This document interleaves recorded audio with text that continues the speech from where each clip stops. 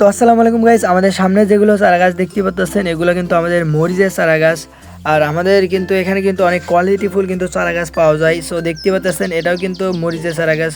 এটা কিন্তু আরও অনেক ভালো কোয়ালিটি কিন্তু চারা হয়ে আছে, অনেক সুন্দর সাইজের চারা হয়ে আছে। আমাদের এখানে মরিচ, বেগুন, টমাটো, বাঁধাকপি, ফুলকপি বিভিন্ন ধরনের কিন্তু চারা গাছ পাওয়া যায়।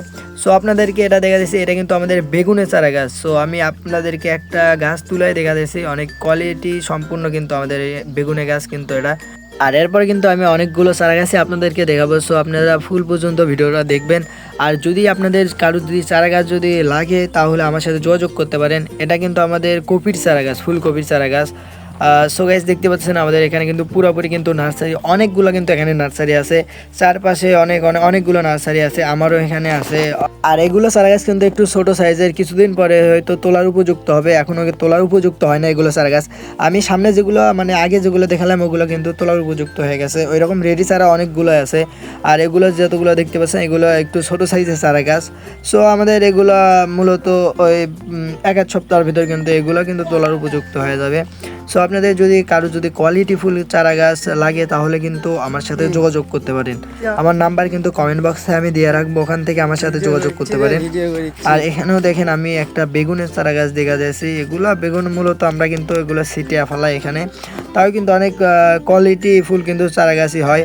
এগুলো সবগুলো কিন্তু হাইব্রিড জাতের বেগুন, টমাটো, ফুলকপি, বাঁধাকপি সবগুলো কিন্তু হাইব্রিড জাতের চারা গাছ। সো দেখতে পারলেন এখানে বেগুনের গাছ, আমি সামনে কিন্তু প্রথমে কিন্তু আমি বেগুনের গাছ দেখেছিলাম, ওগুলো কিন্তু অনেক সুন্দর সাইজের ছিল। আর এটা কিন্তু আমাদের বগুড়াতে। সো আপনারা যেখানেই থাকেন, আপনারা যে জেলায় থাকেন সব জেলায় কিন্তু আমরা চারা গাছগুলো কুরিয়ার মাধ্যমে কিন্তু দিয়ে থাকি। সো আপনাদের বাসা অনেক দূরে হলে সমস্যা নেই, আমরা কিন্তু দিতে পারবো। আর যারা লাগবে, যাদের লাগবে, কৃষি ভাইদের যাদের চারা গাছ লাগবে তারা কিন্তু আমার সাথে যোগাযোগ করতে পারেন।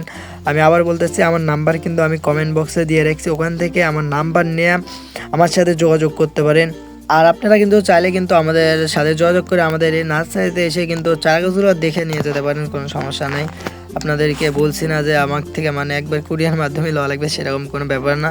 আপনারা এখানে এসে আমার সাথে যোগাযোগ করে এখানে এসেও কিন্তু চারা গাছ নিয়ে যেতে পারেন। আর আমি আপনাদের সাজেস্ট করবো যে আপনারা এখানে এসে যদি নিজের চোখে দেখে যদি নিয়ে যান সেটা আরও ভালো হবে, আমার জন্য ভালো হবে। আর যদি আপনারা চান যে মানে অনেক দূরে বাসা আমি আসতে পারতেছি না, তাহলে সেটা অন্য বিষয়, সেটা আমি আপনাদেরকে বাসায় এগুলো চারা দেওয়ার চেষ্টা করবো ইনশাল্লাহ।